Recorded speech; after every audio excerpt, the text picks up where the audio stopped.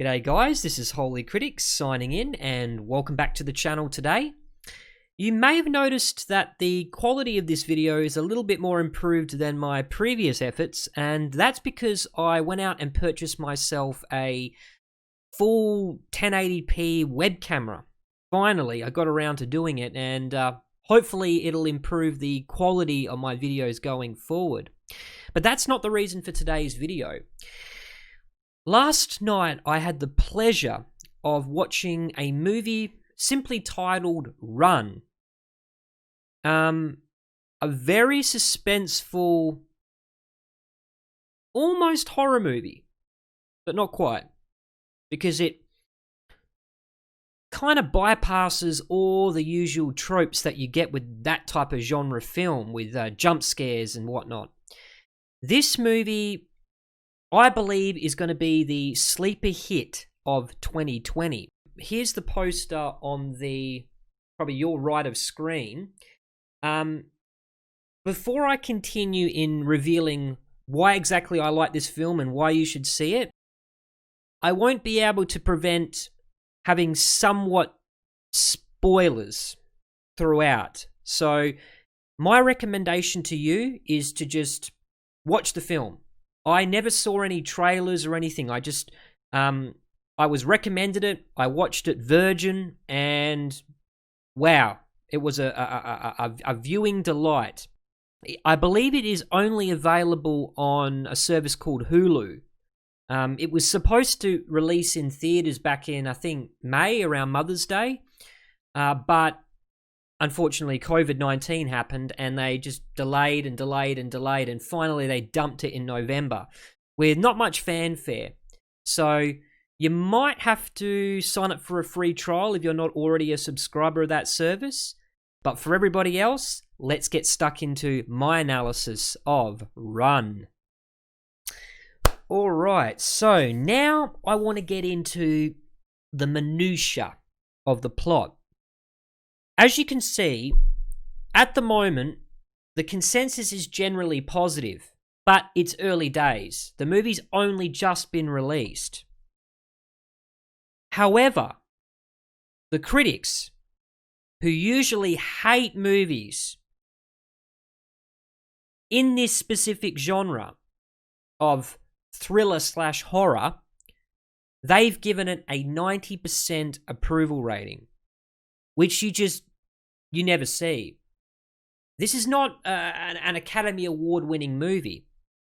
It's something that can easily fly under the radar, as it has done so far, because you probably haven't heard about it. Although, with that said, it has been the most watched movie ever on Hulu in the opening weekend. So, if you are, like I said, a subscriber of that service, you probably have heard of it. But I think most people are either with Netflix or Amazon Prime. I don't think Hulu is the big player in the game. But that's a side issue. The plot of this movie revolves around two central characters, a mother and her disabled daughter. The mother is played by actress Sarah Paulson, who I don't think has had a great record so far. I saw her in the movie Glass, the sequel to Unbreakable, and she was more of a side character in that movie. She was quite good, quite creepy, and this movie she's immensely creepy. Right up there with Kathy Bates in Misery.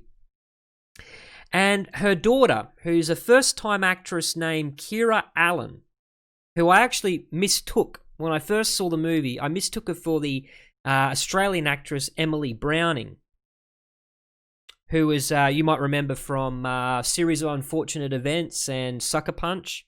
She's been in a few movies, but she's kind of faded away as time's gone on. But this movie doesn't need an elaborate plot. It doesn't need lots and lots of characters being introduced.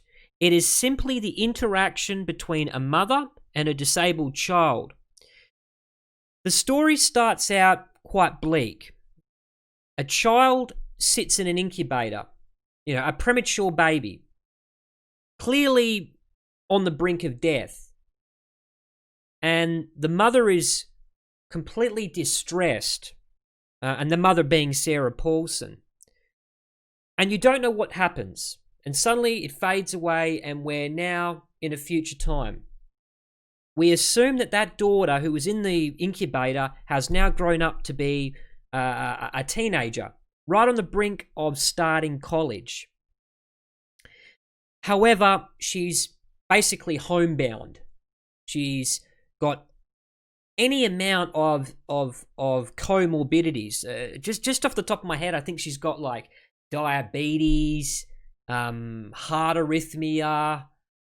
I've got a list here, I think, that I was written down. I didn't quite catch all. So asthma, diabetes, arrhythmias, hemochromatosis, which is the excess iron of blood, and obviously not quadriplegia. Is it quad or paraplegia? She can't use her legs, but she can use her hands. And she's a highly intelligent girl, very resourceful, and clearly she's got the caliber of going to some prestigious Ivy League school. But she's waiting for the mail to arrive to get her college admission. And each day, the postman comes and she sits in her wheelchair and she sort of scrambles to the door, but her mother seems to always be there before her, collecting the mail and saying, don't worry, you'll be the first to know when the mail arrives. She just wants to get out of the house. As far as we know, she has no friends. The only friend is her mother, who dotes on her every moment she gets. She tucks her into bed, she makes her food, she brings her medication. She frets and over just about everything because her daughter is so fragile. But there are mothers out there all in the world every day who are doing this service for their severely disabled children. You think she's a hero. She starts out the movie as a battling mother, somebody who's a cheerleader for her daughter, who wants her to succeed in life. But then something strange happens.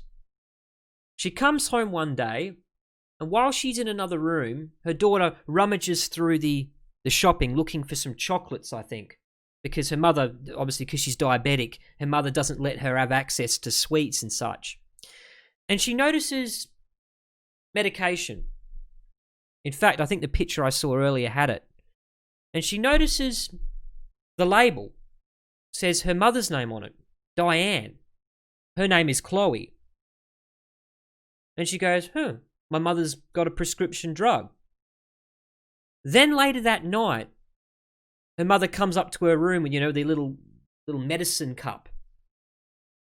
And it's got the same pill in it, this green-coloured pill. Maybe it's a reference to the Matrix, blue pill, red pill. She's got a green pill. But she knows that drug's not hers. Has her mother made a mistake? She asks. Oh, no, it was just my name on the receipt. Those drugs are for you. They're for your, for your heart condition. Okay. But a seed of doubt is sown. And as time passes, the thought of taking a drug that wasn't prescribed to her gets greater and greater. So in the night, she sneaks downstairs, goes to her computer. No internet whatsoever. Of course, the creepy part of this scene when she goes down the stairs in her little, wheelchair machine that's sort of, what do they call it, like an elevator of sorts, down the stairs. The mother is sitting dead silent in the kitchen, staring at her. Just her silhouette in the dark. No movement. And my God, was that creepy. So all of a sudden she goes from a devoted, loyal mother who sacrificed her life, might I add, because she spends every waking moment with her daughter, to this very, very insidious person, a stranger, who you don't really know what her motives truly are. No internet on the computer. Who unplugged the internet? Well, mother comes to her the next day, says, the telecom company says that we haven't got internet. There's some sort of, outage in the area. Sorry, there's no internet. And all the while, the cogs are ticking in her daughter's mind. What game is she playing?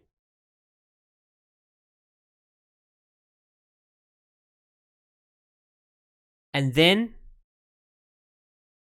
she finds out what the drug really is.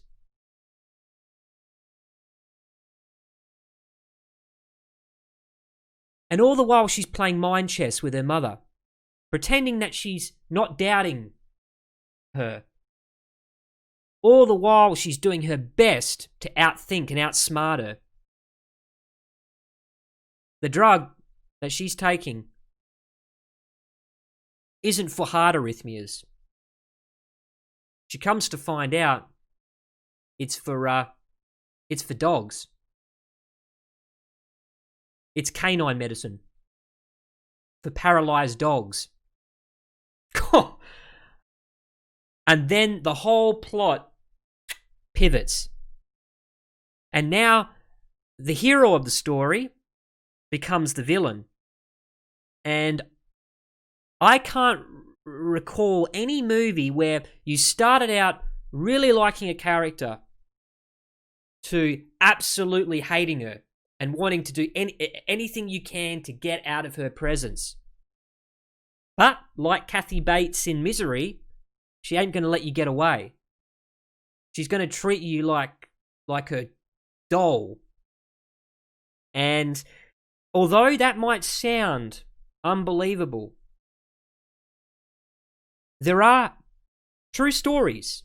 And I'll give you one that I was just reading through today of the Gypsy Rose Blanchard case with her mother, who, as it says here, falsely claimed her daughter was suffering from different illnesses all through her life until her daughter arranged for her boyfriend to kill the mother. I'm not going to go through this story, but it's absolutely creepy to think that the ones you love, the one who cares about you the most, who raised you when you couldn't raise yourself, is actually harming you because she doesn't want you to grow up and become an adult and marry off and leave the home and flower somewhere else. She'd rather you remain infantile. And the movie brilliantly taps into that maternal instinct. I can't think of any movie similar to this one. I think there was one called The Babadook about a mother that was going through a severe mental health crisis, and obviously placing her children in harm's way. But that isn't the only twist in this. I'm not going to reveal any more. I've done enough now. That's just the introduction, because there's still the second half of the movie, after the aftermath of this revelation, where she can't forget it. She can't unknow what she's now discovered. Her mother is poisoning her.